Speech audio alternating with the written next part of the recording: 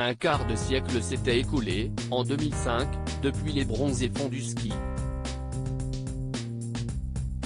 Pourquoi avoir rempilé Patrice Lecomte. Depuis des années, les membres du Splendide brûlaient de retravailler ensemble et avaient trouvé une occasion, l'adaptation de la BD Astérix en hispanique que devait réaliser Gérard Jugnot. Mais le projet est tombé à l'eau. Ils étaient tellement déçus qu'il leur fallait rebondir tout de suite sur un autre sujet. L'idée d'un Bronzé 3 a germé très vite. Comment avaient évolué les rapports entre les comédiens, devenus des stars entre-temps? J'ai retrouvé les mêmes qu'à l'époque. Peut-être ont-ils, au cours des années, connu des périodes d'éloignement, de dissension, de petites jalousies, allez savoir. Mais ils sont toujours restés très complices. Vous avez tourné en haute saison dans un luxueux hôtel de Sardaigne.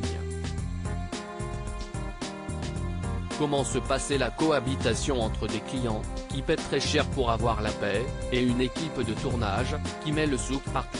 On avait conclu un accord avec la direction qui nous autorisait certaines zones à certains horaires. On a aussi rusé en tournant les scènes au bord de la piscine en début de saison, lorsqu'il y avait peu de monde. Après, tout s'est fait en bonne intelligence et on n'a pas eu de remontrance majeure. Un détail mémorable du film est la poitrine XXL du personnage joué par Marianne Chazelle. D'où vient cette idée? De Marianne elle-même. Avec sa petite poitrine, elle a toujours rêvé d'avoir de gros seins.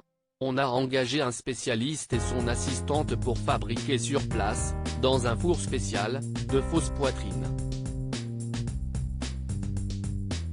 On en changeait tous les 3 jours pour cause d'usure.